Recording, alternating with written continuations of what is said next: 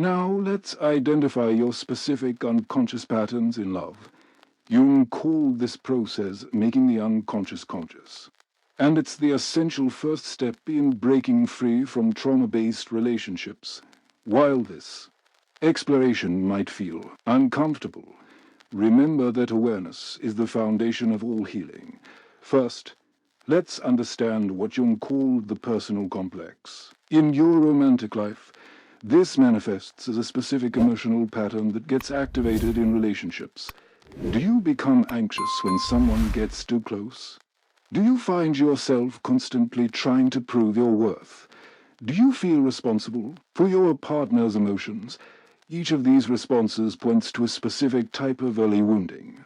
The anxiously attached person often had caregivers who were inconsistently available, sometimes loving, sometimes distant. This created a hypervigilant, monitoring system in your psyche that's constantly scanning for signs of rejection or abandonment. You might find yourself overanalyzing texts, becoming jealous easily, or feeling intense fear when your partner needs space. The intensity of these emotions feels like love to you, after all. Would you feel this strongly if you didn't truly care? But in reality, this anxiety isn't love. It's your nervous system in survival mode. The avoidantly attached person often had caregivers who discouraged emotional expression or who were intrusive. With their own emotions, you learned early that independence was safer than connection. Now, as an adult, you might find yourself pulling away when relationships get too intimate. You value your space, resist vulnerability, and may even feel suffocated by the very people you care about. You might mistake this need for distance as simply being independent, when it's actually fear of genuine intimacy. Then there's the caretaker pattern.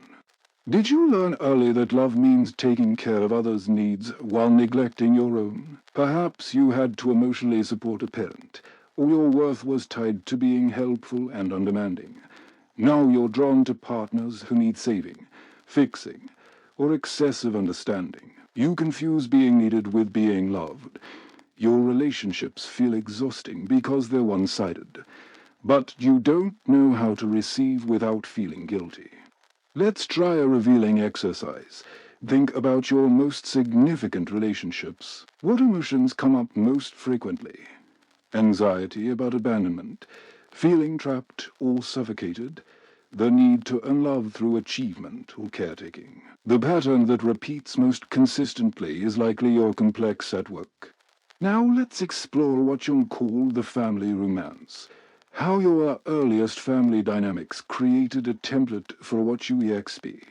Act in love. We all carry an internal imago, an unconscious image of our caregivers that gets projected onto potential partners. This explains why sensible, intelligent people can repeatedly choose partners who aren't good for them, despite their best intentions. If your father was critical, you might find yourself drawn to critical partners and consciously hoping to finally earn the approval you never received from him. If your mother was self-sacrificing, you might believe that real love means erasing your own needs. If emotional chaos was your normal, calm and steady relationships might feel boring rather than healthy. Ask yourself, who does your partner remind you of from your early life? What familiar dynamic are you recreating? What role do you find yourself playing over and over? The rescuer, the abandoned one, the one who's never quite good enough. These patterns aren't random. They're your unconscious attempt to resolve. Your earliest experiences of love Jung believed were drawn to people who embody both our wounds and our healing. This is both the trap and the opportunity. The very person who triggers your deepest insecurities might also hold the key to your healing, but only if both of you are conscious of the dynamic and calm. It to growth. The most painful realization in this work is that many of our most intense love connections are actually just two unhealed trauma responses interacting with each other. The anxiously attached person finds the avoidantly attached person irresistible, creating a painful dance of pursuit and distance. the caretaker finds the emotionally unavailable partner, hoping their love will finally be enough to change them. These connections feel distant, magical, meant to be, but they're actually your unconscious recreating familiar pain. Don't despair, though. Jung's great gift to us was understanding that consciousness transforms everything. Once you see these patterns clearly, they begin to lose their power over you. Once you understand that what you've been calling love might actually be trauma, seeking resolution, you can begin the journey toward authentic connection. Remember, your unconscious created these patterns to protect you, to help you survive emotionally. They served a purpose once, but now they're limiting your capacity for real love. As Jung said, there is no coming to consciousness without pain. This recognition may hurt initially, but it's the necessary first step toward healing. Now that we understand the problem, let's explore the solution. Jung called this process individuation, the journey of becoming whole by integrating the unconscious aspects of ourselves. In relationships, this means developing the capacity for genuine love rather than trauma reenactment. The first crucial step is bringing awareness to your unconscious patterns. Notice when you're triggered in relationships, that overwhelming anxiety. When your text goes unanswered, that urge to withdraw when someone gets too close, that compulsion to fix your partner's problems. These are all messengers from your unconscious. Instead of acting on these impulses automatically, pause, breathe, ask yourself, is this present moment reality, or am I reacting to an old wound? Jung understood that every trigger is an opportunity for healing. When you feel that familiar pain rising, try this practice. Place a hand on your heart and say inwardly, this is an old pattern. It makes sense that I feel this way, given my history. But I don't need to act from this wounded place. This simple act creates space between stimulus and response, the space where your freedom lies. Th. The second step is what Jung called shadow work, facing the disowned parts of ourselves. In relationships, our shadow often contains the qualities we're most critical of in our partners. If you're constantly frustrated by your partner's emotional unavailability, ask yourself where you might be emotionally unavailable to yourself. If their neediness triggers irritation in you, explore your own discomfort with needs and vulnerability. This shadow work isn't about blaming yourself for relationship problems. It's about reclaiming the projections that keep you stuck in unconscious patterns. As Jung said, everything that irritates us about others can lead us to an understanding of ourselves. When you withdraw these projections and own your shadow qualities, relationships become less charged with unconscious material. You begin to see your partner more clearly, without the distortion of old wounds. The third step is establishing healthy boundaries. Many trauma-based relationship patterns involve boundary violations, either allowing others to cross your boundaries or crossing theirs in an attempt to secure connection. Healthy boundaries aren't walls. They're clear definitions of where you and another begins. They honor both your needs and theirs. Try this boundary setting practice. Identify one area where you habitually override your own needs to accommodate someone else. Perhaps you never ask for alone time, or you tolerate behavior that feels disrespectful. Now imagine what a healthy boundary would look like. Maybe it's simply saying, I need some time to myself this weekend, or I feel hurt when you speak to me that way, and I need to step away from this conversation. The key here is understanding that genuine boundaries aren't ultimatums or attempts to control others. They're clear statements of your reality and needs. They don't demand that others change, but they do clarify what you will and won't participate in. As your boundaries become healthier, you will naturally begin attracting and creating relationships with better boundaries. The fourth step is developing what Jung called internal witness, that part of you that can observe your patterns without judgment. This witness doesn't get swept away in emotional storms. It watches with compassion as old patterns rise, and it reminds you that you have choices beyond automatic reactions to strengthen this internal witness. Practice mindful awareness during emotional triggers. Notice the physical sensations, the thoughts, the urge to react in familiar ways. Don't try to suppress these responses. Just observe them with curiosity. There's my abandonment fear rising. I notice I'm wanting to withdraw right now. I'm feeling the urge to take responsibility for their emotions. This witnessing capacity is transformative because it interrupts the unconscious pattern before it. Fully activates, it gives you the freedom to choose a new response rather than being driven by old wounds. As Jung said, I am not what happened to me. I am what I choose to become. Your capacity to witness your patterns is the foundation of this choice. Now, let's explore how to cultivate what Jung would call conscious love. Relationships based on wholeness rather than wounded attachment. This isn't about finding perfect people or becoming perfect yourself. It's about approaching relationships with awareness, intention, and a commitment to growth.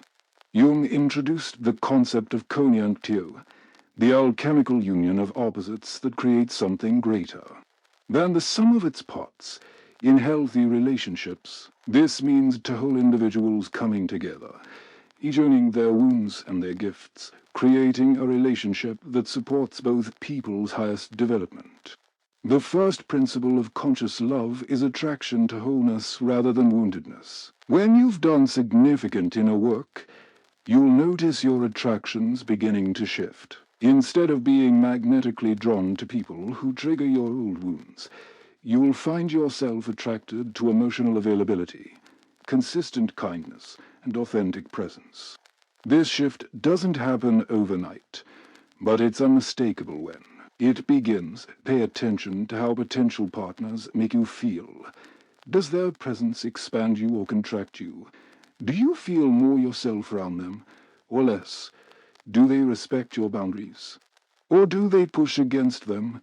Are they doing their own inner work, or are they seeking someone to complete them? These questions help you discern between karmic attractions based on old patterns and evolutionary attractions based on mutual growth potential. Remember, chemistry isn't always trustworthy. Especially early in your healing journey, the familiar rush of anxiety, the emotional roller coaster, the sense that this person is somehow essential to your happiness. These sensations that we often mistake for a love are frequently just your trauma response.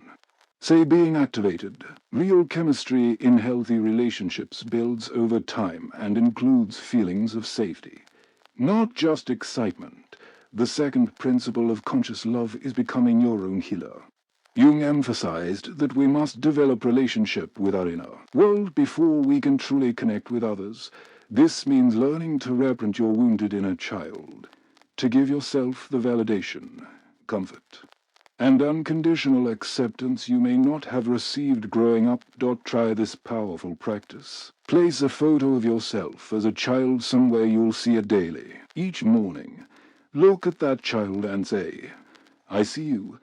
I'm here for you. You are worthy of love exactly as you are.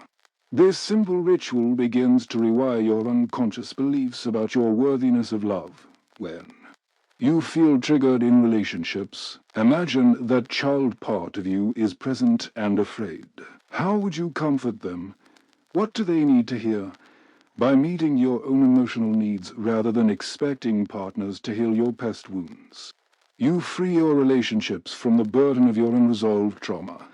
The third principle is integrating your masculine and feminine energies, what Jung called the animus and anima.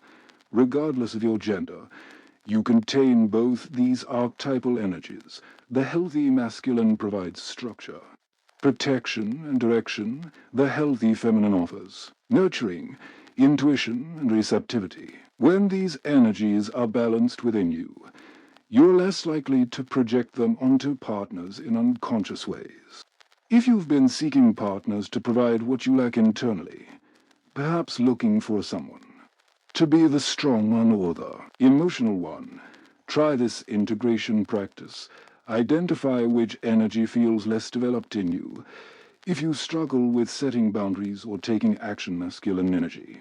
Practice making clear decisions and standing firmly in your truth. If you struggle with receptivity or emotional connection, feminine energy. Practice allowing yourself to feel vulnerable and to receive support without immediately reciprocating. The fourth principle of conscious love is working with dreams and the unconscious. Jung believed dreams reveal what our conscious mind overlooks, especially in relationships. Start keeping a dream journal. Paying special attention to dreams about current or past partners. These dreams often contain symbolic information about your relationship patterns and potential paths for healing. One client discovered through dream work that she repeatedly dreamed of houses with hidden rooms, a powerful symbol of unexplored aspects of herself. As she began developing these rooms, talents and desires she'd neglected, her attraction to emotionally unavailable partners naturally diminished. She no longer needed the drama of unrequited love to feel emotionally alive. The fifth principle is honoring what Jung called synchronicity, meaningful coincidences that seem to guide us. In relationships, synchronicities often appear at crucial decision points. Perhaps you're considering ending a relationship and suddenly encounter multiple situations that clarify your decision. Or you might meet someone new through a series of unlikely events that feel somehow arranged. Jung saw these not as random occurrences, but as the unconscious communicating through outer events. Pay attention to these synchronistic moments in your relationships. They often contain guidance about which path serves your growth. This isn't about magical thinking or abandoning discernment. It's about recognizing that the unconscious often speaks to us through external patterns when we're ready for a new level of awareness. The final principle is creating rituals of transformation. Jung understood the power of symbolic action to communicate with the unconscious. When you're ready to release old relationship patterns, consider creating a personal ritual to mark this intention. Perhaps write down the patterns you're releasing. Then burn the paper while affirming your commitment to conscious love. Or create an altar with objects representing the relationship qualities you're now inviting. These rituals might seem simple, but they speak directly to your unconscious in the language it understands, symbol and metaphor. They help bridge the gap between intellectual understanding and embodied transformation. As Jung said, the symbols of the self rise in the depths of the body. By engaging the body in ritual, you communicate your healing intentions to the deepest parts of your psyche. Remember that conscious love doesn't mean perfect love. It means approaching relationships with awareness, taking responsibility for your patterns, and choosing growth over familiarity when the two conflict. It means loving from your wholeness rather than your wounds. And most importantly, it means recognizing that the most significant relationship you'll ever have is with yourself, with your own inner world of shadow and light, wounds and gift. As you continue this journey, be patient with yourself. Healing relationship patterns takes time, especially if they're deeply ingrained. You might find yourself drawn back to familiar dynamics even as you're becoming more conscious of them. This doesn't mean you're failing. It means you're human, and healing rarely happens in a straight line. Each time you notice an old pattern rising, each time you choose a slightly different response, each time you bring compassion to your own struggles, you're rewiring your nervous system and creating new possibilities for love. The path isn't about perfection, it's about progression. As Jung himself said, I am not what happened to me, I am what I choose to become in relationships. This means choosing genuine love over familiar pain, one conscious moment at a time. Now, we come to perhaps the most crucial understanding of all, what Jung called the wounded healer, the recognition that our deepest wounds, once conscious, become our greatest gifts. The very patterns that have caused you pain in relationships can, with awareness, become sources of wisdom, compassion, and authentic connection. if you've experienced the pain of abandonment. Your healing journey won't erase that experience, but it will transform how you relate to it. The abandonment wound that once drove you to anxious attachment can become an exquisite sensitivity to the importance of reliability and presence. You will understand in your bones what it means to show up for others, to be there in ways that matter. If you've known the suffering of emotional neglect, your healing path won't make you forget that pain. Instead, it will transform into an exceptional capacity to attune to others' emotional needs, to notice the unspoken, to create spaces where feelings can be safely expressed. Your wound becomes your gift of emotional intelligence, if control and perfectionism have dominated your relationships.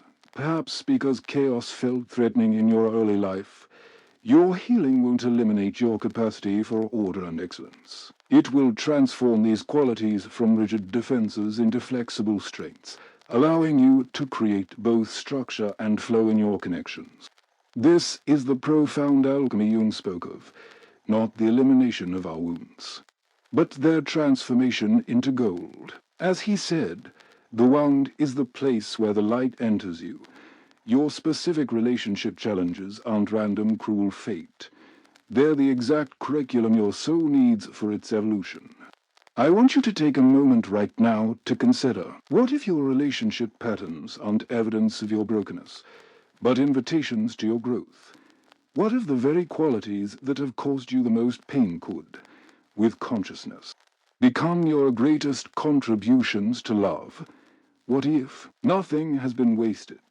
Not the heartbreaks, not the mistakes, not the painful lessons. Jung understood that we don't heal in isolation. We heal in relationship, both with ourselves and with others who can meet us in our authenticity. As you become more conscious of your pattern, you will naturally begin attracting people who are doing similar work. Not perfect people, but growing people. Not those who trigger your old wounds, but those who see your light even as they gently help you face your shadows. These relationships may not have the dramatic intensity of trauma bonds. They might not provide the adrenaline rush of emotional chaos, but they offer something infinitely more valuable, the space to be fully yourself, to be accepted in your totality, to grow beyond what you believed possible. This is what you meant by individuation through relationship, becoming more uniquely yourself through authentic connection with others. So where do you go from here? How do you begin this journey of transforming trauma disguised as love into genuine connection? Start where you are. Notice one pattern. Bring compassion to one trigger. Set one boundary. Extend one moment of kindness to your wounded inner parts. Small steps taken consistently create profound change over time. Remember that healing isn't a destination, but a practice. There will be days when old patterns feel overwhelming, when the gap between your awareness and your embodied experience seems vast. This too is part of the journey. As Jung said, there is no birth of consciousness without pain. The discomfort you feel as you become aware of unconscious patterns is not failure. It's evidence of your awakening. Trust that each moment of awareness creates change.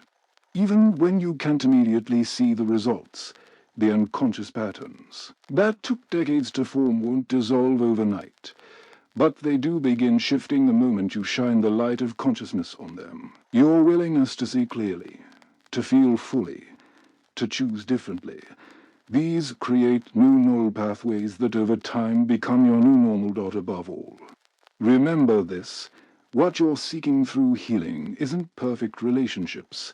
It's the freedom to love and be loved without the distortions of old wounds. It's the capacity to stay present with another human being, to see them clearly, to create connection that honors both your humanity and theirs. This is what Jung meant when he spoke of loving consciously, love that emerges from awareness rather than compulsion, choice rather than pattern, wholeness rather than wounding. You've already begun this journey simply by watching this video, by being willing to consider that what you've called love might sometimes be trauma seeking resolution. This willingness to question, to look beneath the surface, to seek understanding rather than remain in unconscious patterns. This is the first and most crucial step toward transformation. As Jung said, your vision will become clear only when you can look into your own heart. Who looks outside dreams, who looks inside awakes. Today, you've begun the process of awakening to the true nature of love, not as a recreation of old wounds, but as a pathway to your most authentic self. The journey ahead won't always be easy, but it will always be worth it. Because on the other side of these patterns lies what you've been seeking all along, the capacity to love without fear, to connect without losing yourself, to create relationships that foster growth rather than reenact trauma. This isn't just healing. It's revolution, a revolution of the heart that changes everything. Dr. Jung wisely observed. Until you make the unconscious conscious, it will direct your life, and you will call it fate today. You've begun to reclaim your power from the unconscious forces that have shaped your relationships. You are no longer completely at the mercy of patterns you didn't choose. You're awakening to choice, to possibility, to authentic love. Take this understanding with you. Let it work within you. Trust the process of your own unfolding. And remember that the journey from trauma disguised as love to authentic connection isn't about becoming someone different. It's about becoming more fully yourself. This is the greatest gift you can give to yourself and to those who truly love you. I invite you now to imagine what your life could look like once you've transformed these patterns. Imagine relationships where intensity comes not from drama, but from genuine connection. Imagine loving without the constant fear of abandonment or engulfment. Imagine recognizing red flags before they become heartbreaks. Imagine the freedom of responding to current reality rather than being triggered into past trauma. This isn't fantasy. It's the natural outcome of the inner work you've begun today, as Jung said. The privilege of a lifetime is to become who you truly are in relationships. This means removing the masks of adaptation, the protective strategies, the unconscious patterns that have kept you safe but separate. It means showing up as your authentic self and creating connections that honor that authenticity. The transformation begins with one simple but powerful shift, starting to love yourself with the same dedication you've given to loving others. This isn't selfish, it's necessary. You cannot give from an empty well. You cannot offer authentic love from a place of unhealed wounding. Self-love isn't just a nice idea. It's the foundation of all genuine connection. Try this practice each day. Ask yourself, what would someone who loves themselves do in this situation? Then do that thing. Even if it feels unfamiliar. Perhaps it means setting a boundary you've been afraid to set. Perhaps it means allowing yourself to receive without immediately giving in return. Perhaps it means speaking your truth even when silence feels safer. These small acts of self-honor gradually rewire your sense of worthiness, making you less vulnerable to relationships that diminish you. Another powerful practice is to regularly check in with your body. Your mind can rationalize unhealthy dynamics, but your body always knows the truth. Does your chest tighten around certain people? Does your breathing become shallow? Do you feel a heaviness in your gut? These physical responses are your psyche's way of alerting you to what Jung called complex activation, old wounds being triggered. By tuning into these somatic signals, you catch patterns before they fully engulf you. As you continue this work, you will begin noticing synchronicities, meaningful coincidences that Jung saw as the unconscious. Communicating through outer events. Perhaps you'll repeatedly encounter messages about self-worth just when you're contemplating a relationship choice. Perhaps you'll meet people who model healthier ways of loving at precisely the moment you're ready. To see them, These aren't random occurrences. They're guideposts on your journey toward conscious love. You may also notice your dreams shifting, containing symbols of transformation and growth rather than repetitive patterns of loss or pursuit. Jung considered dreams the direct expression of the unconscious, offering guidance our conscious minds might miss. Pay attention to these night messages. They often contain wisdom about your relationship path that your waking mind hasn't yet recognized. Most importantly, be patient with this process. Healing deep attachment patterns takes time. There will be moments of profound insight followed by days when old habits seem as strong as ever. This isn't failure. It's the natural rhythm of transformation. As Jung said, there is no linear evolution. There is only a circumambulation of the self. This means we often revisit old patterns at deeper levels as we heal, spiraling back to similar issues but with greater consciousness each time. Trust that each moment of awareness creates change, even when you can't immediately see the results. The neural pathways formed through years of patterned responses don't rewire overnight, but they do begin shifting the moment you choose differently. Even in small ways, your willingness to notice, to pause, to choose with consciousness, these create new possibilities with each repetition. Remember that this journey isn't about reaching some perfect state where you never experience fear, insecurity, or old patterns. It's about developing a new relationship with these experiences. When they arise, it's about holding them with compassion rather than being hijacked by them. It's about expanding the space between stimulus and response so that you always have a choice about how you love.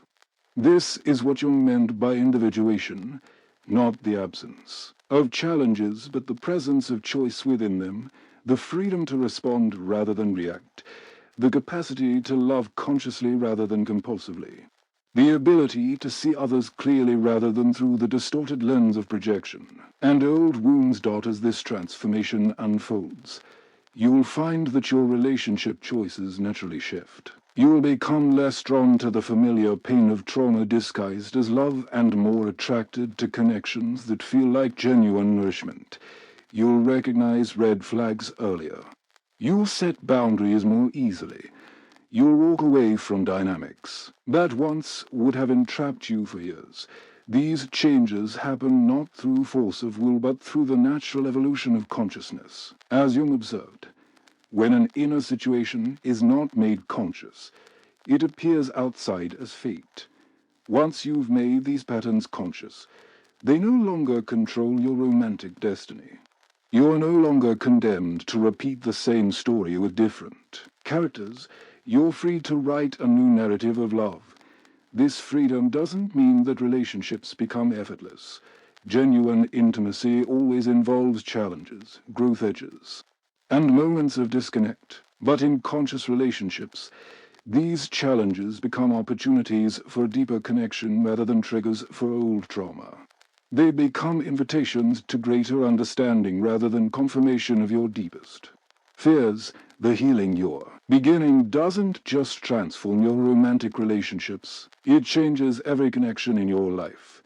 With family, with friends, with colleagues. It changes your relationship with yourself. It even transforms how you relate to life itself. When you're no longer constantly scanning for abandonment or bracing for rejection, you have more energy available for creativity, purpose, and joy. You can be more present for the actual moment rather than constantly managing the anxiety of anticipated pain.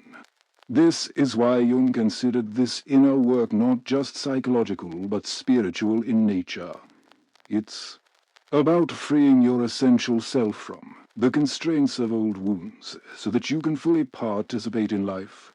It's about removing the barriers to love so that you can experience the connection that is your birthright. It's about coming home to yourself so that you can truly meet others in their authenticity.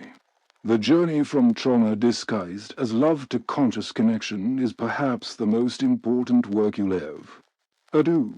It changes not just who you love, but how you love. It transforms not just your relationships, but your entire experience of being human. As Jung said, the greatest burden a child must bear is the unlived life of the parents. By healing your relationship patterns, you not only free yourself, but help break intergenerational cycles of wounded attachment. Your healing ripples outward, touching lives beyond your own dot, so I invite you to continue this journey with courage and compassion, to remember that each moment of awareness is a victory. Each small choice for authentic love a triumph, to trust that beneath the familiar patterns of trauma lies your capacity for genuine connection, waiting like a seed beneath winter ground, ready to blossom when conditions are right. Those conditions are being created right now, through your willingness to see clearly, to feel fully, to choose differently, through your commitment to making the unconscious conscious, through your courage in facing what has remained hidden, as Jung said. There is no coming to consciousness without pain, but on the other side of that pain lies the love you've been seeking all along. Not the counterfeit version trauma creates, but the authentic connection your heart has always known was possible. You deserve this love, not because you've earned it or achieved it or become perfect enough to receive it. You deserve it simply because you exist. Because beyond all wounds, beyond all adaptations, beyond all protective strategies, you are inherently worthy of connections that reflect your true nature rather than reinforce your deepest fears. This is Jung's greatest gift to us, the understanding that beneath our wounds lies our wholeness, waiting to be reclaimed, that our very struggles contain the seeds of our greatest strengths, that what we've been seeking through repetitive patterns can actually be found through conscious choice.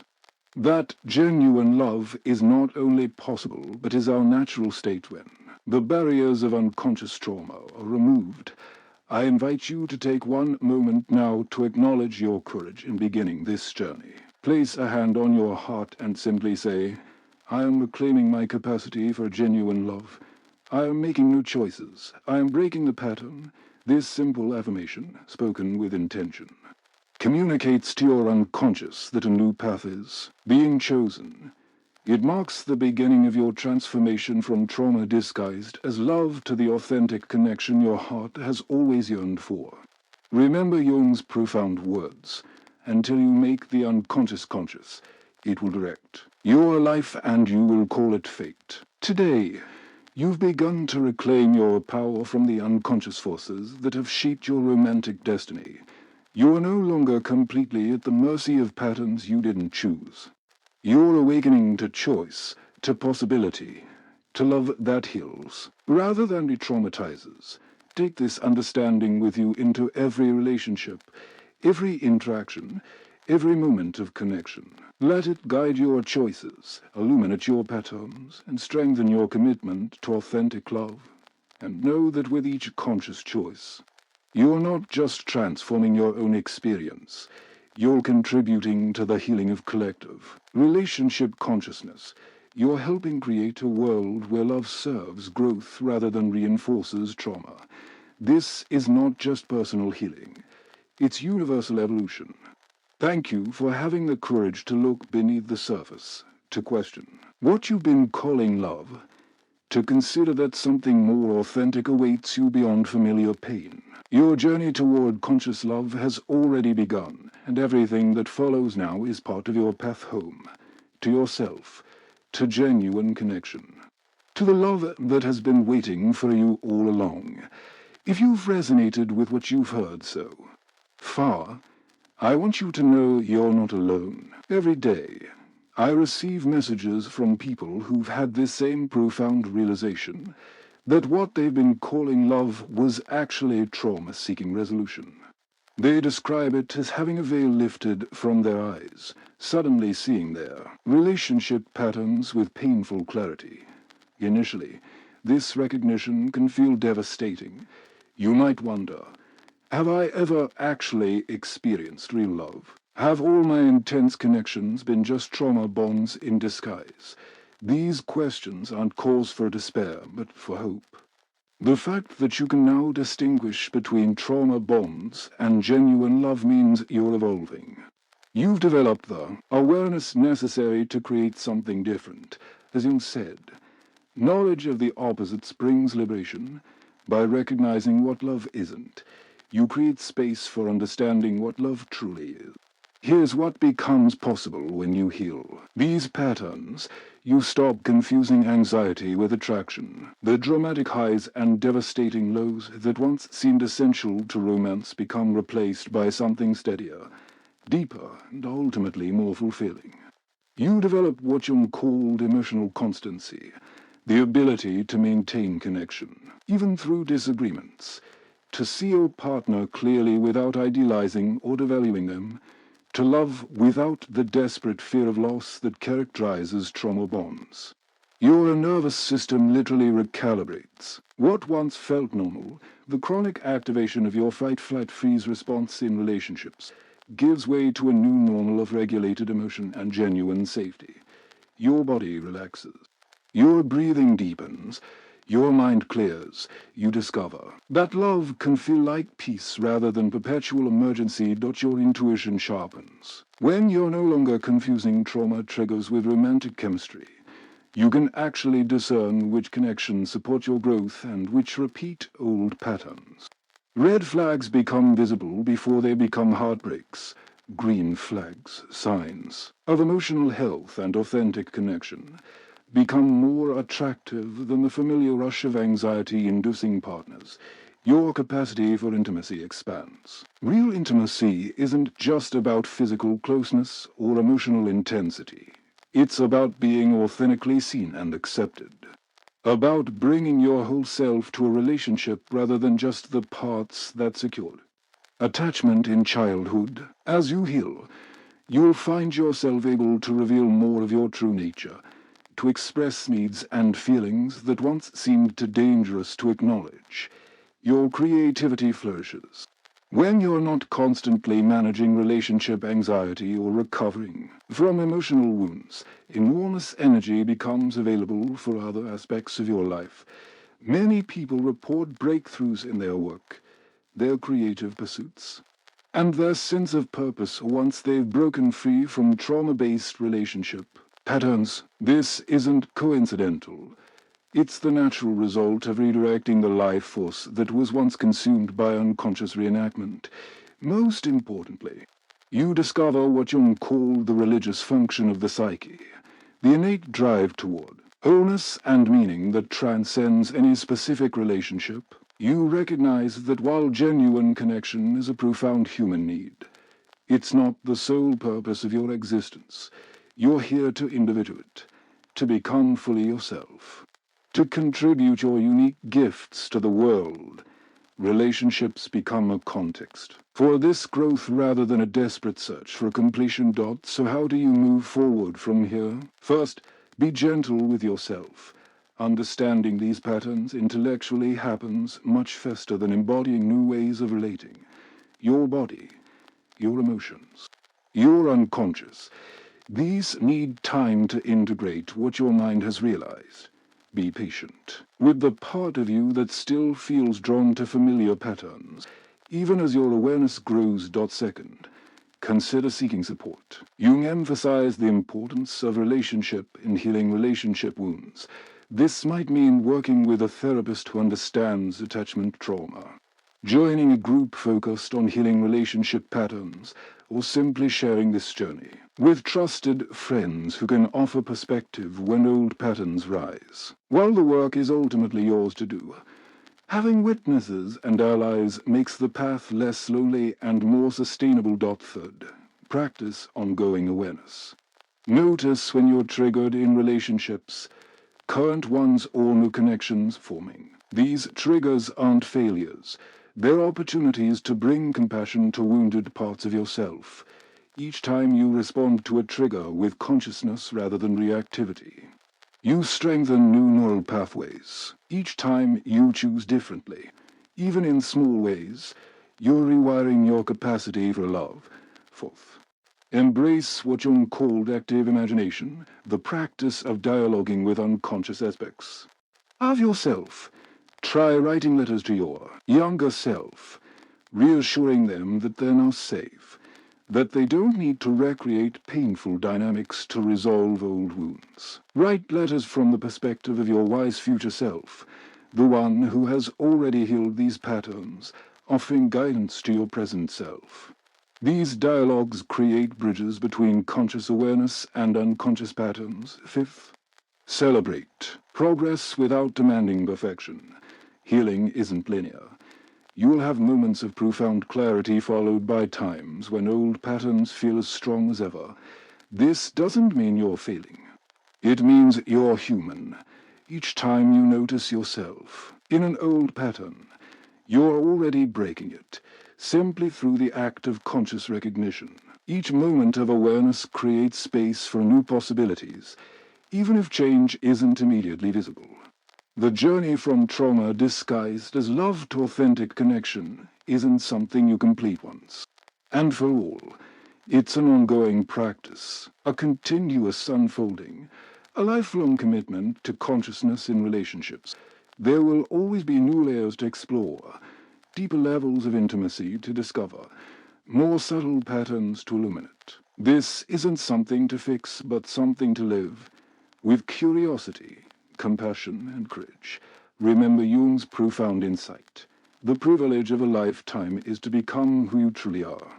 In relationships, this means removing the masks of adaptation, the protective strategies, the unconscious patterns that have kept you safe but separate. It means showing up as your authentic self and creating connections that honor that authenticity rather than require its sacrifice.